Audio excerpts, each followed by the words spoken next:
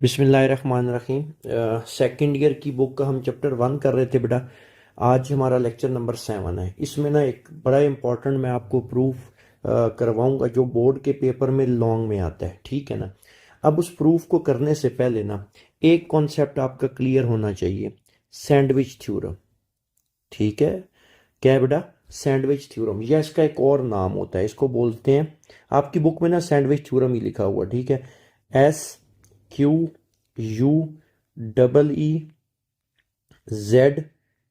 Squeeze theorem. Okay हो गया। इसका दूसरा नाम क्या है? एक सैंडविच थ्योरम कहते हैं या स्क्वीज थ्योरम कहते हैं।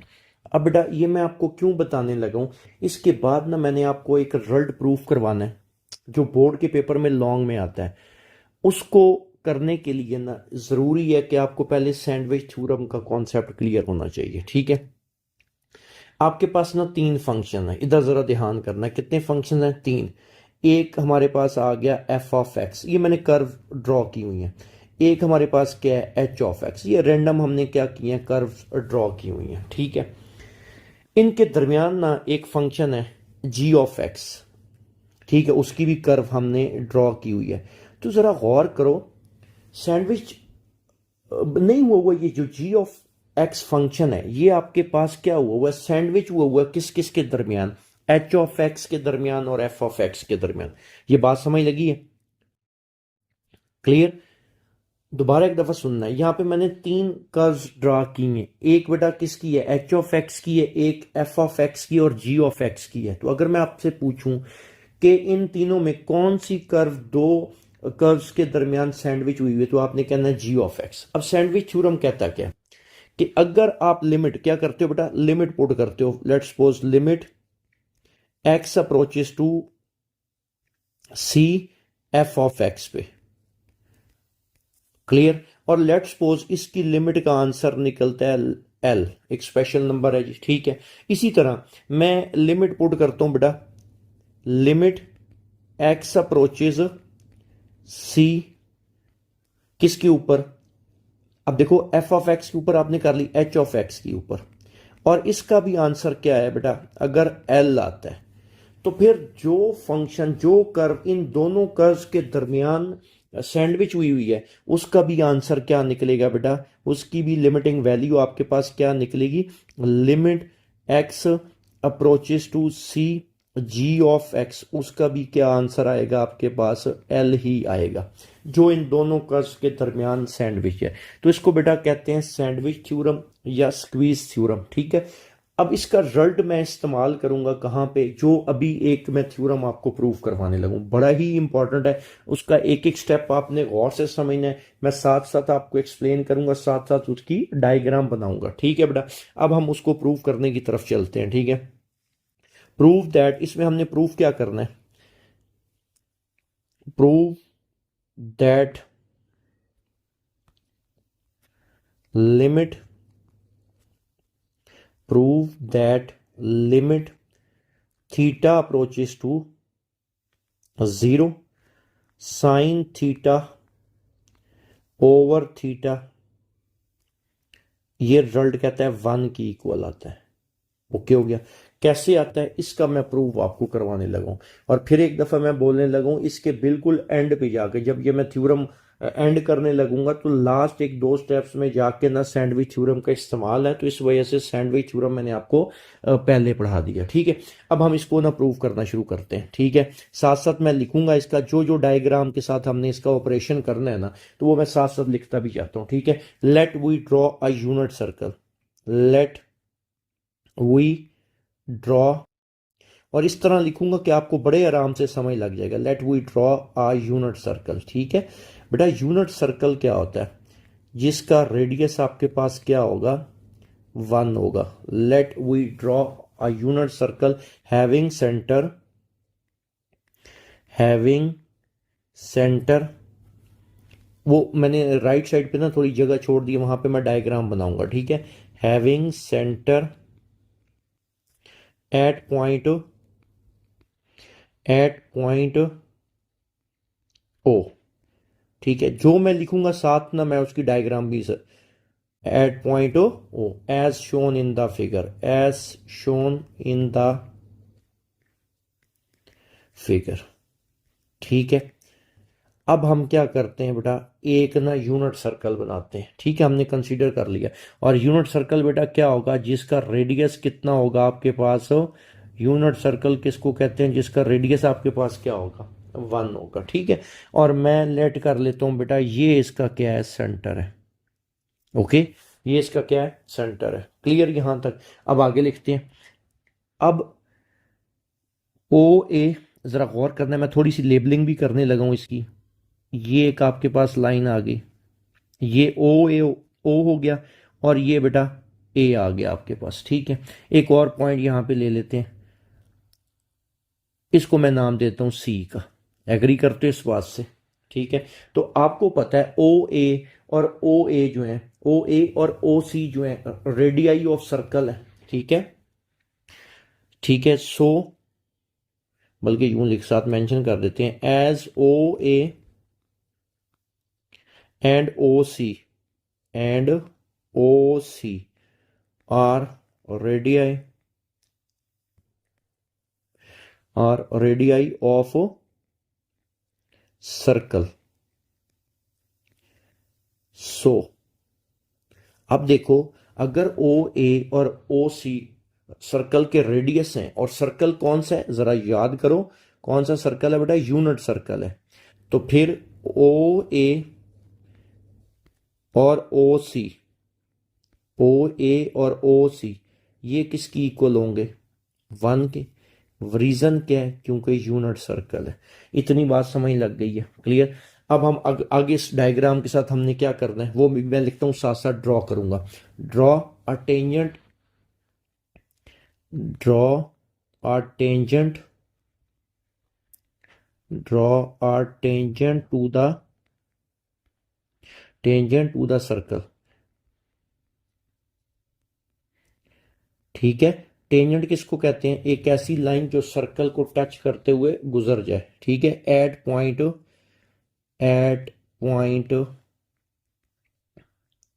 ए। ठीक है बेटा, अब ये देखना है, हमने एक टेंजेंट ड्रॉ करना है कहाँ पे, सर्कल के ऊपर, और किस पॉइंट पे ड्रॉ करना है, पॉइंट ए के ऊपर। ठीक है, ये है जी आपके पास पॉइंट ए। यहां से ना मैं एक टेंजेंट लाइन क्या करने लगा हूं बेटा, ड्रॉ करने लगा हूं। ठीक है, थोड़ी सी लंबी सी लाइन लगा ले, ये आपके पास क्या आ गई बेटा, एक टेंजेंट लाइन आ गई। क्लियर, थोड़ी सी टेढ़ी लग गई है, क्या ख्याल है, इसको ज़रा सही कर लेते हैं। यहाँ से एक प्रॉपर टेंजेंट लाइन हम क्या कर लेते हैं, ड्रॉ कर लेते हैं। ठीक है, जो सर्कल को क्या करे बेटा, टच करते हुए गुजर जाए। ये लें जी, हमने क्या कर ली, टेंजेंट लाइन ड्रॉ कर ली एक प्रॉपर। ठीक है, तो अब देखिए यहाँ पे मैंने क्या लिखा है, draw a tangent to the circle at point A. यहां तक कोई कंफ्यूजन, ठीक है, विद सेंटर ओ, सर्कल का सेंटर आपके पास कितना है बेटा, ओ ही है। ठीक है, इसको तो इससे ज्वाइन कर लो ना। यहां तक किसी भी किस्म की कोई कंफ्यूजन। अब आगे इस पे जो कंस्ट्रक्शन आपने करनी है, join, join C with A. Clear, C को मैं किससे ज्वाइन कर लेता हूं बेटा, मैं कलर चेंज कर देता हूं ताकि आपको आसानी से ना चीजें क्लियर होती रहे। सी को हम ज्वाइन कर देते हैं बेटा किसके साथ, ए के साथ। ये ले, सी को हमने ज्वाइन कर दिया ए के साथ। अब देखो, जो लाइन मैंने लिखी है साथ मैंने आपको डायग्राम भी बना के दे दी। ठीक है, उसके बाद अब यहां पे जो एंगल बन रहा है हम लेट कर लेते हैं, लेट मैयर एंगल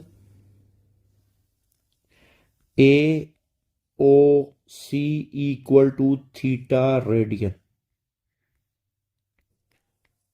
ओके हो गया, where theta is equal to, where theta is greater than 0 और लेस देन किससे बेटा, π/2 से। ओके, अब अगली कंस्ट्रक्शन, अब हमने क्या करना है, ड्रॉ परपेंडिकुलर, इसके बाद ड्रॉ परपेंडिकुलर, ड्रॉ परपेंडिकुलर। मैं बड़े ही आसान अल्फाज में लिख रहा हूं जिससे आप एक दफा सुनोगे आपको याद हो जाएगा। Draw perpendicular C D on O A. अब आपने क्या कर लेना है, सी डी एक परपेंडिकुलर ड्रॉ करना है, किसके ऊपर ड्रॉ करना है, ओ ए के ऊपर। ये लो जी बेटा, हमने क्या कर लिया, एक परपेंडिकुलर ड्रॉ कर लिया, सी डी, इसको नाम दे दिया सी डी का। यहां तक किसी भी किस्म की कोई कंफ्यूजन, ठीक है। ये हमने यहां तक जो भी डायग्राम के साथ किया, अब हमने लिख लिया। अब ना बड़ा ही इंपॉर्टेंट एक कॉन्सेप्ट आने वाला है, ठीक है। मैं डायग्राम सामने रखूंगा, ठीक है। अब आपने जरा तवज्जो करनी है इस तरफ। ये क्या बनने लगा अब आपके पास, जरा गौर करो यहां पे। ये जो डायग्राम है, इसको सामने रखते हुए ना, अब हम क्या करते हैं बेटा, कि इसमें ना क्या क्या चीजें बन रही हैं। अभी मैं आपको एक एक चीज अलहदा करके इसमें बताऊंगा। एरिया ऑफ ट्राइंगल, ये सबसे इंपॉर्टेंट लाइन है। Area of triangle A O सी, ढूंढो जरा तब तक। Area of triangle A O सी, मैं इसको हाईलाइट करने लगूँ, ये देखो, मैं बाद में इसको रब कर दूंगा, ठीक है ना। ये जो पोर्शन है, ये वाला, ये सारा एरिया ऑफ ट्राइंगल, ये बन रहा है कि नहीं बन रहा, एग्री करते हो इससे। कहता है ये ट्राइंगल का जो एरिया है ना, छोटा है किससे, एरिया ऑफ सेक्टर से। Area of sector, area of sector A O C, A O C. अब मैं आपको ना ये कंस्ट्रक्शन करके दिखाता हूं जरा साइड पे। Area of triangle A O सी जो है, मैं इस ट्राइंगल को ना बाहर निकालने लगा हूं, ये आपकी आसानी के लिए इसको मैं बाहर इधर ड्रॉ करने लगा हूं। इधर देखना बेटा, इस ट्राइंगल को मैं क्या करने लगा हूं, बाहर छोटी सी मैं ट्राइंगल बनाऊंगा। ओके, ये आपके पास आ गया ओ ए सी, ये एक ट्राइंगल है। अब वो जिक्र कर रहा है एरिया ऑफ सेक्टर, इधर देखना है। अब एरिया ऑफ सेक्टर में बनाता हूं, जरा देखो इधर। अगर मैं इसमें ये वाला पोर्शन ऐड हो रहा है, मैं इसको अलहदा करने लगा सेक्टर में, ये वाला पोर्शन क्या हो गया, थोड़ा सा अलहदा हो गया। इसको अगर मैं इससे ज्वाइन करूं, इसको इससे ज्वाइन करूं, ये एरिया ऑफ सेक्टर हो गया ओ ए सी। तो खुद सोचो, हमें साफ क्लियर पता चल रहा है एरिया ऑफ ट्राइंगल ओ ए सी छोटा है एरिया ऑफ सेक्टर ओ ए सी से या ए ओ सी से। एग्री करते हो? क्यों? जब हम एरिया ऑफ सेक्टर निकालेंगे तो साथ ये वाला पोर्शन भी ऐड हो जाएगा। एग्री करते हो इस बात से? अब और ये लेस होगा किससे, area of triangle, area of triangle कौन सी, एक बड़ी ट्राइंगल बन रही है ओ ए बी। यहां तक कोई कंफ्यूजन, ये डायग्राम से मैंने सारा कुछ लिख लिया, और ये बहुत इंपॉर्टेंट लाइन है, क्लियर, कि आपके पास area of triangle A O C छोटा है area of sector A O C से, और वो लेस है area of triangle A O B. क्यों? वो area of triangle A O B, ये एक थोड़ी सी कंस्ट्रक्शन रह गई, हम इसको किससे ज्वाइन कर देना, बी। इधर एक पॉइंट ले लेते हैं हम, ठीक है। क्या पॉइंट ले लेते हैं, बी, और ये साथ, एक मिनट, इसको मैं ब्लैक से ड्रॉ करता हूं, इधर से देखना है बेटा। ओके हो गया, इसको मैं नाम दे देता हूं, बल्कि इसको थोड़ा और सीधा कर लेते हैं ताकि ना ये एक प्रॉपर ट्रायंगल आपके पास बन जाए। क्लियर? इस पॉइंट को मैं नाम दे देता हूं बी का। अब देखो, area of triangle O A B greater है, इन सब से ग्रेटर है। ये बात समझ लग गई है यहां तक? किसी भी तरह की कोई कंफ्यूजन? अब हम ना बारी बारी क्या करेंगे, मैं पहले निकालूंगा area of triangle A O C. अब हम इसको पहले क्या, मैं पहले किसको कैलकुलेट करूंगा बेटा, इसको कैलकुलेट करूंगा, फिर इसको हम इधर ही साइड पे कैलकुलेट करते हैं, फिर इसमें वैल्यूज पुट कर देंगे। ये जो मेन लाइन है जो मैंने ब्लू कलर से लिखी हुई है, अब हम पहले निकालने लगे क्योंकि इन सब की वैल्यू होनी चाहिए बेटा। Area of triangle A O C, area of triangle का क्या फार्मूला होता है, half base multiply by height. Agree करते हो? Half base multiply by height. तो जरा गौर करो, इस ट्राइंगल ओ ए सी की बेस कितनी है बेटा, 1/2। अब मसला सिर्फ किसका आएगा, मसला सिर्फ हाइट का आएगा।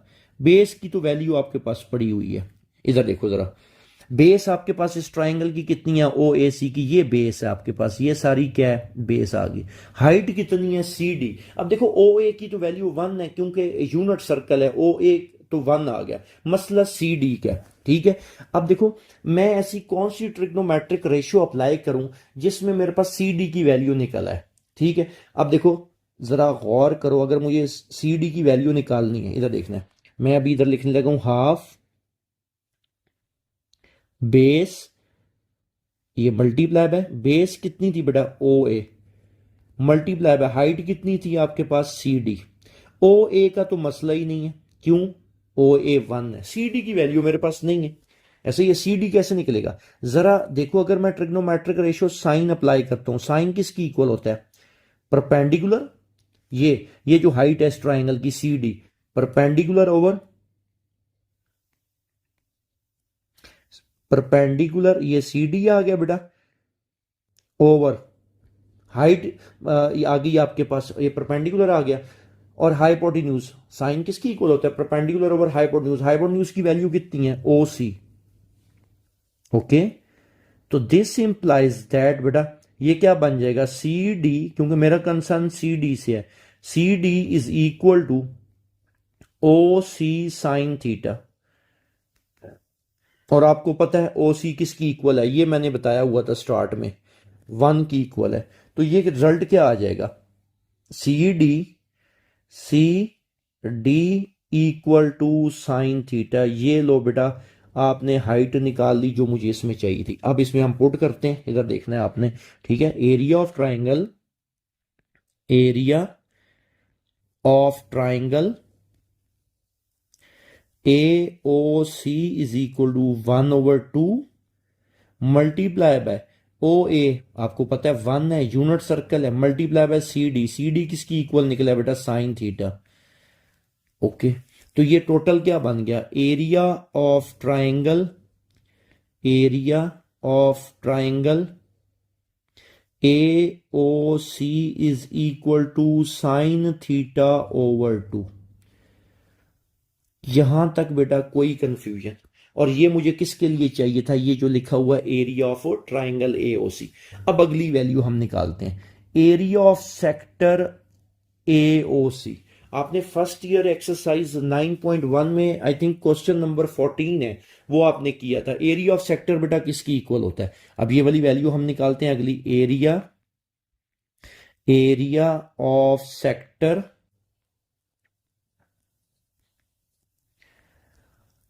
ए ओ सी, क्या फार्मूला पड़ा हुआ है, 1/2 आर स्क्वेयर थीटा। तो जरा गौर करो बेटा, इस केस में आर रेडियस ऑफ सर्कल कितने हैं 1, और थीटा आपने थीटा ही लेट किया हुआ था, तो 1/2 मल्टीप्लाई बाय 1 का स्क्वेयर मल्टीप्लाई बाय थीटा। तो ये बेटा रिजल्ट आ गया θ/2। ये लो आपने दूसरी वैल्यू भी आपने निकाल दी यहां पे, कोई कंफ्यूजन। अब सिर्फ एक वैल्यू निकालनी रहेगी, कौन सी भला, area of triangle O A B, area of triangle O A B. अब इसको हम निकालते हैं बेटा, area of triangle O A B, क्या फार्मूला है एरिया ऑफ ट्राइंगल का, ओ ए बी भी है ना, देख लेते हैं। ये देखो ओ ए और ये ऊपर एक पॉइंट बी, ठीक है। Area of triangle O A B क्या फार्मूला था, 1/2 बेस मल्टीप्लाई बाय हाइट। अब हम चलते हैं, इस ट्राइंगल की बेस कितनी है जरा गौर करो बेटा, आपके पास वही ओ ए बी की बेस आपके पास ओ ए ही है, ठीक है, ओ ए। तो इधर क्या आ जाएगा बेटा, इधर ही मैं लिख देता हूं 1/2 मल्टीप्लाई बाय बेस ओ ए। एक इशू आएगा हमें, किसका भला, हाइट का। हाइट आपके पास कितनी है जरा गौर करते हैं, इस ट्राइंगल की हाइट देखो बेटा, ये सारी इस ट्राइंगल की क्या है हाइट, इधर से लेके इधर तक ये सारी क्या है हाइट है इसकी, एग्री करते हो इस बात से। तो ए बी हाइट की जगह बेटा क्या आ गया, ए हाइट की जगह बेटा क्या आ गया ए बी। यहां तक कोई कंफ्यूजन, देखो ओ ए की वैल्यू 1 है क्योंकि यूनिट सर्कल है, मसला किसका है, सिर्फ ए बी का। जैसे पिछले केस में जो पहले ट्राइंगल का आपने एरिया निकाला, वहां पे आपके पास इशू किसका आ रहा था, सी डी का आ रहा था। अब यहां पे इशू किसका आएगा बेटा, ए बी का आ रहा है, कोई मसला नहीं, वो हम साइड पे क्या कर लेते हैं, कैलकुलेट कर लेते हैं। अब ये वर्किंग देखनी है आपने ए बी की वैल्यू निकालने के लिए, ठीक है। अब जरा गौर करो, आपने क्या निकालना है, ए बी निकालना है। कोई ऐसी ट्रिग्नोमेट्रिक रेशो इस्तेमाल करो जिसमें ए बी भी आ रहा हो और बाकी दूसरी आपको रेशो पता हो। जरा जहन पे जोर डालो, टेन किसकी इक्वल होता है, परपेंडिकुलर ओवर बेस। क्या होता है, perpendicular, tan theta is equal to perpendicular कितना है बेटा, ए बी है इस केस में, और बेस आपके पास कितनी है, ओ ए है। ये लो आपके पास ए बी की वैल्यू आ जाएगी, ये ओ ए इधर डिवाइड और इधर जाके क्या हो जाएगा, multiply, O A into tan theta equal to आपके पास क्या आ गया, ए बी। आपको पता है ओ ए किसकी इक्वल है, वन, वजह यूनिट सर्कल है, तो ओ ए वन आ गया तो खाली क्या रह जाएगा, टेन थीटा। ये लो आपने ए बी की वैल्यू भी निकाल दी। जी बेटा क्लियर है यहां तक। अब मैं वैल्यूज इसमें स्विच करने लगूं तो 1/2 ओ ए किसकी इक्वल है, one, multiply by A B किसकी इक्वल निकला, अभी आपने कैलकुलेट किया टेन थीटा के। तो area of triangle, area of triangle O A B equal आ गया बेटा टेन थीटा बाय टू के। किसी भी किस्म की कोई कंफ्यूजन यहां तक। ये लो, मुझे ये जो मैंने ब्लू कलर से लिखी थी ये लाइन, इसको मैं दोबारा एक दफा लिखूंगा। इसके लिए मुझे जो जो डेटा चाहिए था ना वो मैंने निकाल दिया। उम्मीद है ये जो डेटा हमने निकाला ये आपको क्लियर हो गया होगा यहाँ पे, ऐसा ही है। अब बेटा हम आगे चलते हैं, अब हम इसमें सारी वैल्यूज पुट करते हैं और ये रिजल्ट देखना प्रूव हो जाएगा। बड़ा ही आसान सा है, थोड़ा सा लेंथी, आपने इससे परेशान नहीं होना। अब वो लाइन क्या थी बेटा जो ब्लू से लिखी थी, हम दोबारा ही ब्लू से लिख लेते हैं, एरिया, एरिया ऑफ ट्राइंगल।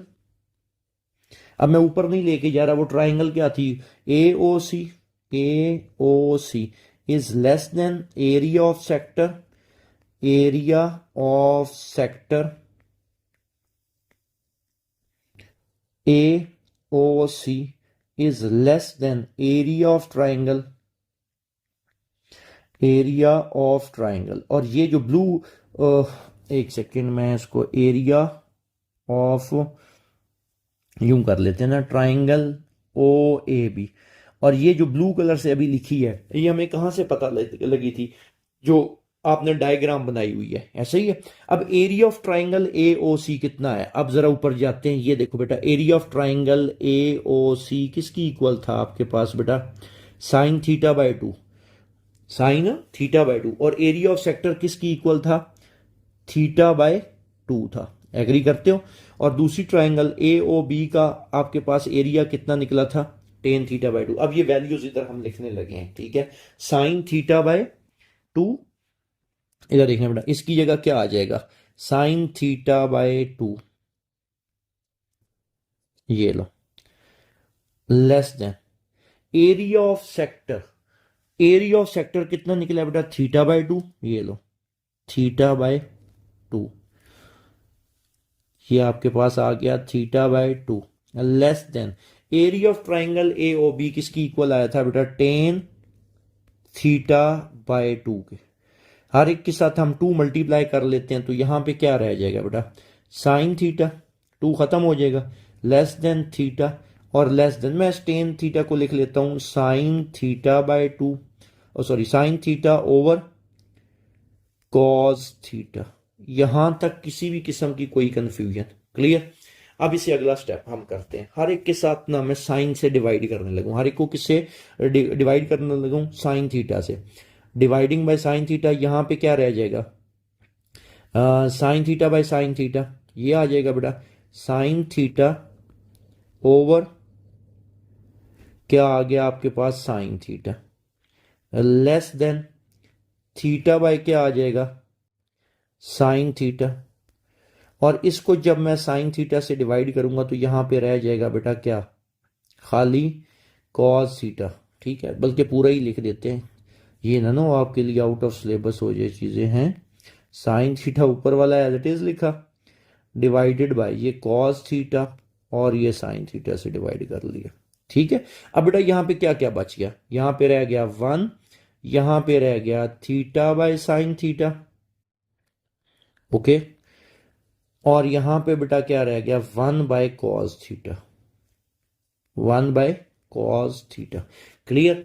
अब मैं क्या करने लगा हूं, मैं इसका रेसिप्रोकल लेने लगा हूं, क्योंकि हमें प्रॉब्लम कहां पे आ रही थी, साइन थीटा ओवर थीटा वाले क्वेश्चंस जो थे लिमिट्स के, वहां पे प्रॉब्लम आ रही थी। तो अब बेटा इसका मैं रेसिप्रोकल लेना, आपको पता है जब रेसिप्रोकल लिया जाता है इनइक्वालिटी रिवर्स हो जाती है।